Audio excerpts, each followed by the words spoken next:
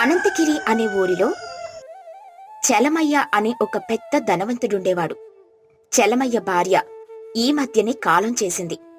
చలమయ్య పిల్లలు బాగా చదువుకొని పట్టణంలో వ్యాపారాలు, ఉద్యోగాలు చేస్తూ బాగా స్థిరపడ్డారు. చలమయ్య మాత్రం తన సొంత ఊరిని, ఎంతో ఇష్టపడి కట్టించుకున్న తన సొంత ఇంటిని వదిలి పిల్లల దగ్గరికి వెళ్లలేక అదే ఊర్లో ఉండిపోయాడు. అప్పుడప్పుడు పిల్లలొచ్చి చలమయ్యను చూస్తూ ఉండేవారు. చలమయ్యకు తోడుగా గోపాలమనే ఒక వంటవాణ్ణి పెట్టారు. అతడు చలమయ్య బాగోగులు చూసుకునేవాడు. గోపాలా, గోపాలా, ఏంటయ్యా పిలిచారు? చూస్తుంటే బయట వర్షం పడేలా ఉంది. వాతావరణం ఆహ్లాదకరంగా ఉంది. ఇప్పుడు కమ్మనైన బజ్జీలు తింటే భలే హాయిగా ఉంటుందిరా. నువ్వు వెళ్ళి వేడివేడి బజ్జీలు చేసుకుని తీసుకుంట్రా. బజ్జీలా? బజ్జీలా అని అలా నోరు తెరుస్తావేంట్రా? బజ్జీలే, వెళ్ళి వేడివేడిగా వేసుకుని పట్టుకోండ్రా. అయ్యా, మీ ఆరోగ్యం ఏం బాగాలేదు. ఇప్పుడు నూనెతో చేసిన ఆ బజ్జీలు తినడం అంత మంచిది కాదు. మీ ఆరోగ్యం దృష్టిలో ఉంచుకొని నేను ఏ బజ్జీలు చేయదలుచుకోలేదు. కావాలంటే మీరు మీ పిల్లలకు ఫిర్యాదు చేసినా పర్వాలేదు. నేను మాత్రం మీ ఆరోగ్యం పట్ల నిర్లక్ష్యంగా వ్యవహరించలేను. అబ్బా, నువ్వు నా మీద అతి జాగ్రత్తతో నాకిష్టమైనవి ఏమీ పెట్టట్లేదు.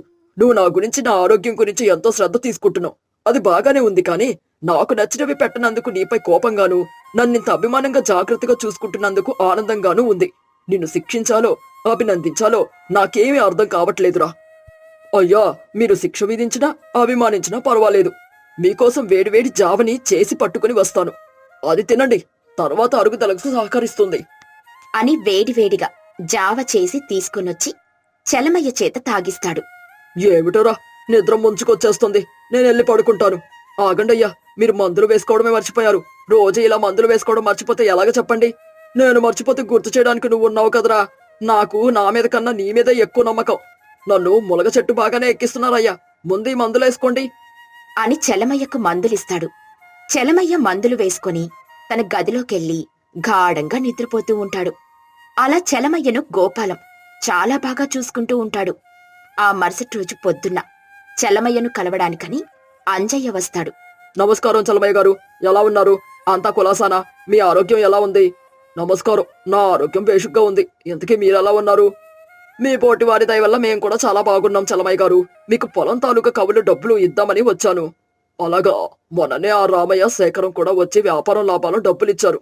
అలాగా, ఈ మధ్యన వాళ్ళని కలవడమే కుదరడం లేదు. ఇదిగోండయ్యా మొత్తం డబ్బులు అని మొత్తం చలమయ్య చేతికిస్తాడు. గోపాలం, అంజయ్ గారు వచ్చారు. అతనికి చల్లటి మజ్జిగ తీసుకుంట్రా. మీరు మజ్జిగ తాగుతూ ఉండండి. నేను ఈ డబ్బులు నా గదిలో పెట్టొస్తాను అని గదిలో డబ్బులు పెట్టి తిరిగొస్తాడు చలమయ్య. అంతలో గోపాలం అంజయ్యకు మర్యాద చేస్తాడు. ఇంక నేను వెళ్ళొస్తాను చలమయ్య గారు. అలాగే, మంచిదండి అని అంటాడు చలమయ్య. దాంతో అంజయ్య వెళ్ళిపోతాడు. అంజయ్య వెళ్ళగానే గోపాలానికి ఏదో గుర్తుకొచ్చి లోపలికెళ్లి ఒక ఉత్తరాన్ని తెచ్చి చలమయ్యకు ఇస్తాడు. అయ్యగారు, మీరు నిద్రపోతున్నప్పుడు ఈ ఉత్తరం వచ్చింది. పెద్దబ్బాయి గారు 2 రోజుల తర్వాత వస్తారని ఇందులో రాసుంది. అలాగా, వాటితో పాటు నా మనవళ్ళు మిగిలిన నా పిల్లలు వస్తున్నారా? లేదయ్య గారు, ఒక పెద్దబ్బాయి గారే ఏదో వ్యాపార పని మీద ఇక్కడికి వస్తున్నట్లు ఇందులో రాసుంది. అలాగా, అందరినీ చూసి చాలా రోజులవుతుంది కదా. అందరినీ మరలా చూడాలనిపిస్తుంది. పోనీలే, వాడైనా వస్తున్నాడు అని అనుకుంటాడు. రోజులాగే చలమయ్యకు భోజనం పెట్టి మందులు వేసి పడుకోమంటాడు గోపాలం. అలా ఒక 2 రోజులు గడుస్తాయి. చలమయ్య కొడుకైన సురేంద్ర తన స్నేహితుడు రమేష్తో వస్తాడు.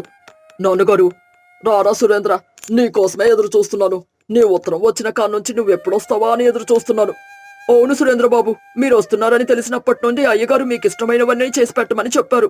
మీరంటే మీ నాన్నగారికి ఎంతో ప్రేమ. ఆ విషయం నాకు తెలుసు గోపాలం. నాన్నగారు, మీ ఆరోగ్యం ఎలా ఉంది? ఆరోగ్యం బాగానే ఉందిలే సురేంద్ర, కానీ ఈ మధ్య ఏమిటో ఎక్కువ నిద్ర ముంచుకొచ్చేస్తుందనుకో. అంతకుముందు అసలు నిద్ర పట్టేదే కాదు, కానీ ఇప్పుడు ఎప్పుడెప్పుడు పడుకుందామా అని అనిపిస్తుంది.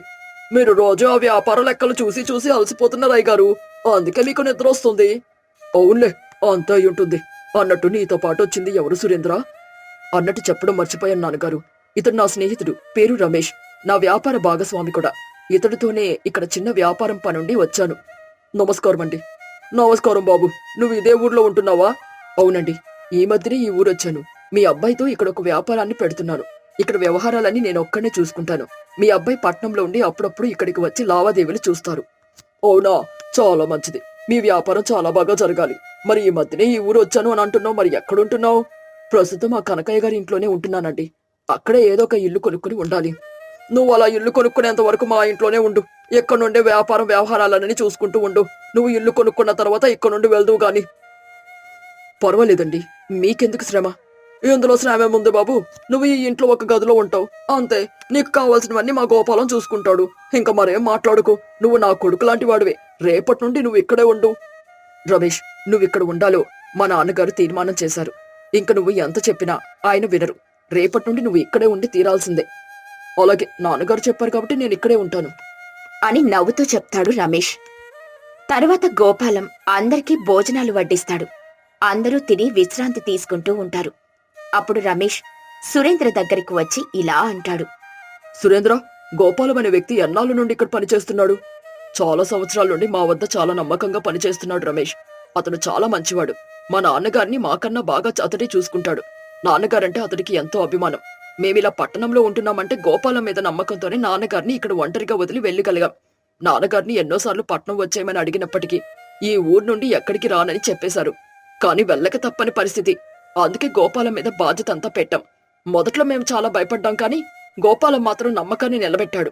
నాన్నగారిని ఎంతో బాగా చూసుకుంటున్నాడు. అలాగా? ఏంటి రమేష్, గోపాలం గురించి అడుగుతున్నావు? ఏమిటి సంగతి? ఏం లేదులే, మామూలుగానే అడిగాను అని అంటాడు. ఆ మరుసటి రోజు నుండి రమేష్ తన వస్తువులన్నీ తీసుకునొచ్చి చలమయ్య ఇంట్లోనే ఒక గదిలో ఉంటూ ఉంటాడు. ఆ ఇంటిలో వ్యవహారాలన్నీ ఒక కంట కనబెడుతూ ఉంటాడు. ఎందుకో రమేష్కి గోపాలం యొక్క ప్రవర్తన కొంచెం అనుమానాస్పదంగా అనిపిస్తుంది. ఒకరోజు చలమయ్య, గోపాలం ఒక దగ్గర ఉంటూ ఉండగా రమేష్ వచ్చి ఇలా అంటాడు. చలమయ్య గారి, ఈరోజు నేను రాత్రికి రావడం లేదు. నేను చిన్న పని మీద వేరే ఊరు వెళ్తున్నాను. గోపాలం, నా కోసం భోజనం చేయకు. నేను ఆ ఊర్లోనే తినేస్తాను. అలాగేనయ్యా. అలాగే రమేష్, జాగ్రత్తగా వెళ్ళిరా. అలాగేనండి, నేను వెళ్ళొస్తాను అని చెప్పి అక్కడి నుండి వెళ్ళిపోతాడు రమేష్. ఆ రోజు కూడా గోపాలం చలమయ్యకు భోజనం పెట్టి మందులిస్తాడు. అవి వేసుకోగానే చలమయ్యకు గాఢ నిద్ర వస్తుంది. వెంటనే చలమయ్య తన గదిలోకి వెళ్లి నిద్రపోతూ ఉంటాడు. తరువాత మెల్లిగా గోపాలం చలమయ్య గదిలోకి వెళ్లి చలమయ్య మంచం కింద ఉన్న బీరువా తాళాలు తీసి అందులో ఉన్న ధనంలో కొంత మొత్తాన్ని తీసుకుని వచ్చేస్తూ ఉండగా రమేష్ ఎదురవుతాడు. అతన్ని చూసి గోపాలానికి చెమట్లు పడతాయి. ఏమిటి గోపాలం, అలా చెమట్లు పట్టేస్తున్నాయి? అయినా చలమయ్య గారి గదిలో ఈవేళప్పుడు నీకేం పని? ఎందుకు చలమయ్య గారి బీరువా తీసి అందులో డబ్బులు దొంగలిస్తున్నావు? నువ్వింత హుందాగా భయం లేకుండా లోపలికొచ్చి దొంగతనం చేస్తున్నా చలమయ్య గారు కనీసం లెగలట్లేదంటే నువ్వు చలమయ్య గారికి భోజనం తర్వాత ఇచ్చే మందుల్లో మత్తు మందు కలిపి ఇస్తున్నావు. ఇప్పుడు నువ్వు నాకు ఒక్కడవే పట్టుబడలేదు, సురేంద్ర కూడా పట్టుబడ్డావు. సురేంద్ర, ఇలా రా అని సురేంద్రని పిలుస్తాడు. వెంటనే సురేంద్ర అక్కడికొస్తాడు. కోపంగా గోపాలాన్ని చూస్తాడు. చూసావా ఇతడి వ్యవహారం? నేను మొదట వచ్చిన రోజే నాకెందుకు ఈ గోపాలం మీద, అతని ప్రవర్తన మీద అనుమానం కలిగింది. అతడు చెప్తుంది ఒకటైతే అతని హావభావాలు ఇంకోలాగా కనిపిస్తున్నాయి. అందుకే అతన్ని గమనించడం మొదలు పెడతాను. కాని నేను ఉన్నన్ని రోజులు ఇతడు జాగ్రత్త పడ్డాడు. కాని ఒకరోజు అర్ధరాత్రి సమయంలో ఇతడు స్నేహితుడు ఇతన్ని కలవడానికి వచ్చినప్పుడు వీళ్ల మాటలు నేను చాటుగా విన్నాను. ఇన్ని రోజులు ముసలోడికి మొత్తం అందించి కొంచెం కొంచెంగా బీరువాలో డబ్బులు దొంగలిస్తున్నానని, ఒకేసారి డబ్బులు దొంగలిస్తే దొరికిపోతానని, కొంచెం కొంచెంగా దొంగలిస్తే దొరికే అవకాశం చాలా తక్కువగా ఉంటుందని, కాని ఇప్పుడు రమేష్ అనే వ్యక్తి రావడంతో తన పని సులువుగా జరగడం లేదని అతని స్నేహితుడికి చెప్పాడు. అప్పుడు నాకు విషయం అంతా అర్థమైంది. ఒకరోజు నేను లేకపోతే మళ్లీ దొంగతనానికి పాల్పడతాడని అనిపించి వెంటనే నా పథకాన్ని అమలు చేశాను. ఇదిగో దొంగ చిక్కాడు. ముందుగుండానే నీ గోపాలం గురించి నీకు చెబితే నువ్వు అస్సలు నమ్మలేదు. ఇప్పుడు సాక్ష్యంతో సహా నీ ముందు నిరూపించాను అని అంటాడు రమేష్. దాంతో సురేంద్రకు విపరీతమైన కోపం వచ్చి గోపాలం చెంప మీద ఒక్కటి కొట్టి బయటికి తోసేస్తాడు. ఇన్ని రోజులు ఇటువంటి వాడినా నమ్మి తన తండ్రి బాధ్యతను అప్పచెప్పాను అని ఎంతో బాధపడతాడు. మరెవరికీ తన తండ్రి బాధ్యత అప్పచెప్పకూడదని దృఢంగా నిర్ణయించుకుంటాడు.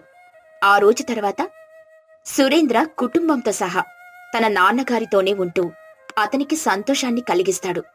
తనకు నిజం తెలిసేలా చేసి మేలు చేసిన రమేష్కి ధన్యవాదాలు చెబుతాడు. రామాపురం అనే గ్రామంలో రామయ్య రోజులాగానే పొలం పని చేస్తూ ఉండగా పొలం ఒడ్డు పైన కూర్చుని ఆలోచిస్తూ తనలో తాను బాధపడతాడు. రామయ్య తన మనసులో, ఛీ, నా బతికేంటిలో తయారైంది. ఊర్లో అందరి పిల్లలు మొగుడింటికి వచ్చేసరికి ఇల్లు దీపంలో చేసి నవ్వుతూ స్వాగతం పలుకుతారు. నాకేమో ఈ సోవర్పోతు ముఖాన్ని చూడాలని రాసి పెట్టుంది. కష్టపడి ఇంటికెళ్తే కనీసం కడుపు నిండా ఎంత అన్నం పెట్టే దిక్కు లేదు. నా కర్మ కాకపోతే ఏంటిది, పెళ్ళైన బ్రహ్మచారి లాగానే నా బతుకు గడపాల్సి వస్తుంది అని లోపలే కుమిలిపోతూ భారమైన హృదయంతో ఇంటికి బయలుదేరాడు. ఇంటికి బయలుదేరిన రామయ్య భార్య ఎంత సోమరిపోతులా ఉందో, ఎప్పటికీ సోమరిలా ఉండిపోతుందో, మారుతుందో తెలియాలంటే కథలోకి వెళ్లాల్సింది. రామయ్య చెమటతో తడిసి ముద్దైన శరీరంతో ఇంటికి చేరుకున్నాడు. ఆకలితో నకనకలాడుతున్నాడు. ఇల్లంతా చూస్తే బట్టలన్నీ ఒకచోట, వస్తువులన్నీ మరోచోట పడి ఉన్నాయి. వంటింట్లో పొయ్యి వెలిగించిన జాడే లేదు. అంటుగిన్నెలు మూలల్లో మూలుగుతున్నాయి. రామయ్య నీరసంగా పెరట్లోంచి, కమలా, ఏ కమలా, ఎక్కడున్నావే? కమల ఇంట్లో మంచం మీద నుండి బద్ధకంగా ఒళ్ళు విరుచుకుంటూ, ఏమిటండి ఆ కేకలు? చెవులు చిల్లులు పడిపోతున్నాయి. ఇక్కడే ఉన్నానుగా, ఏమైంది? రామయ్య ఇంట్లోకి అడుగుపెట్టి చుట్టూ చూసి, గొంతెండిపోతుంది, కాస్త మంచినీళ్ళు ఇవ్వవే ముందు. రోజంతా ఎండలో ఎండి అలసిపోయి వస్తే ఇల్లు ఇలాగే నా స్వాగతం పలికేది. చూడ్డానికి దయ్యాల కొంపలా ఉంది. కనీసం పొయ్యి అయినా వెలిగించావా? కడుపులో ఎలుకలు పరిగెడుతున్నాయి. కమల విసుగ్గా ముఖం పెట్టి నీళ్ల చెంబు చేతికిస్తూ, అబ్బో, అప్పుడే ఆకలేసిందా? పొద్దుట్నుండి ఎందుకో తలనొప్పిగా ఉందండి. ఒంట్లో సత్తువు లేదు, అందుకే కాసేపు నడుం వాల్చాను. ఆ గడప పక్కన గంజికుంటుంది, మీరే కాస్త వార్చుకుని తాగండి, నా వల్ల కాదు. రామయ్యకు కోపం నశాలానికి అంటింది. కాని ఏమనగలడు? రోజూ ఇదే కథ. తనలో తాను సర్ది చెప్పుకొని తానే పొయ్యి దగ్గరికెళ్లి చల్లారిన గంజిని వార్చుకుని గడగడా తాగేశాడు. ఇది ఒక్కరోజు కథ కాదు, ప్రతిరోజు జరిగే రామాయణమే. కొన్నాళ్లకు రామయ్య చెల్లెలు గౌరి పుట్టింటికొచ్చింది. ఇల్లు చూసి ఆశ్చర్యపోయింది. అన్న పరిస్థితి చూసి ఆమె గుండె తరుక్కుపోయింది. ఒకరోజు రామయ్య పొలం నుండి రాగానే గౌరి అతన్ని పక్కకు పిలిచింది. అన్నయ్య, ఏంటిది? వదిన ఇలా ఉంటే నువ్వేమనవా? ఇల్లంతా చూస్తుంటే నాకే భయమేస్తుంది. నువ్వు కష్టపడి సంపాదిస్తే కనీసం నీకు వేలకు ఇంత అన్నం పెట్టే దిక్కు కూడా లేదా? రామయ్య నిట్టూరుస్తూ, ఏం చెప్పమంటావే చెల్లి, నా కర్మింతే. దాని బద్ధకం గురించి నీకు తెలియందా? చెప్పి చెప్పి నా నోరు నొప్పి పుట్టింది, కాని దాని బుద్ధి మారలేదు. దానితో రోజు గొడవ పడే ఓపిక నాకు లేదు. అలా వదిలేస్తే ఎలా అన్నయ్య? పెళ్ళామంటే సుఖదుఖాల్లో పాలు పంచుకోవాలి. తను రాణిలా కూర్చుంటే నువ్వు సేవకుడిలా పనిచేయడానికా పెళ్లి చేసుకున్నది? మన ఊర్లో చూడు, ఆడవాళ్లు మగవాళ్లతో సమానంగా పనులకు వెళ్తున్నారు, ఇల్లు చక్కబెడుతున్నారు. వదినకు ఒంట్లో బాగా లేకపోతే అర్థం చేసుకోవచ్చు, కాని ఈ బద్ధకానికి మందు లేదన్నయ్యా. వజ్రాన్ని వజ్రంతోనే కొయ్యాలి. ఆమె సోమరితనపు రుచి ఆమెకే చూపించాలి. నేను చెప్పినట్టు చెయ్యి. గౌరి అన్న చెవిలో ఒక ఉపాయం చెప్పింది. రామయ్య ముఖంలో అప్పటిదాకా ఉన్న నిరాశ పోయి ఒక చిన్న ఆశ మొలకెత్తింది. ఇక మరుసటి రోజు ఉదయం కోడి కూసింది. ఊరంతా మేల్కొంది. కాని రామయ్య మంచం దిగలేదు. పొలానికి వెళ్లే సమయం దాటిపోతున్నా అతను దుప్పటి ముసుగు తీయలేదు. కమల కళ్ళు నులుముకుంటూ, ఏవండి, లేవరా? పొద్దున్నే ఎద్దులరుస్తున్నాయి, పొలానికి పోవద్దా? రామయ్య దుప్పట్లో నుండి మూలుగుతూ, అమ్మో, కడుపులో ఏదో తిప్పేస్తుందే. నా నడుం విరిగిపోతుంది, నరాలన్నీ లాగేస్తున్నాయి. నా వల్ల కాదు కమలా, ఈరోజు నేను పొలం వెళ్ళలేను. అతను నొప్పితో విలవిలలాడుతున్నట్టు అద్భుతంగా నటించాడు. కమల మొదట నమ్మలేదు. ఏంటి నాటకాలాడుతున్నారా? లేచెల్లండి. రామయ్య ఇంకా గట్టిగా, అయ్యయ్యో దేవుడా, కడుపులో ఎవరో కత్తులతో పొడుస్తున్నట్టుంది. గొంతు పిడిచినట్టు పోతుంది. కాస్త మంచినీళ్ళు ఇయ్యవే, నా ప్రాణం పోతుంది. అతని నటన చూసి కమలకు కాస్త భయం వేసింది. విసుక్కుంటూనే మంచినీళ్లు తెచ్చి ఇచ్చింది. తాగిన కాసేపటికి రామయ్య మళ్లీ మొదలుపెట్టాడు. కమల, కడుపులో ఇంకా తిప్పుతూనే ఉంది. వంటింట్లో ఏమైనా ఉందా?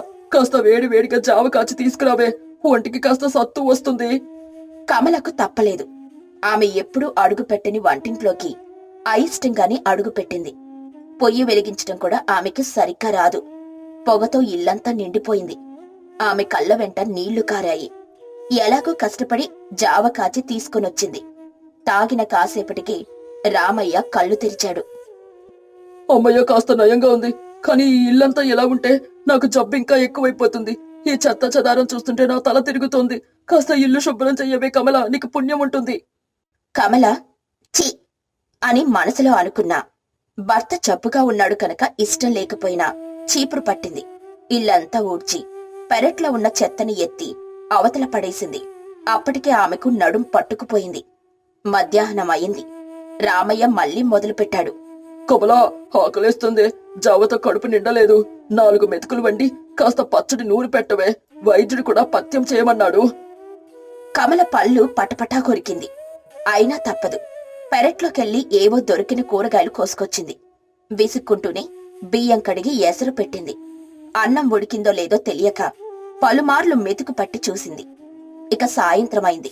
హఠాత్తుగా ఆకాశం మేఘావృతమై కుండపోతగా వర్షం మొదలైంది.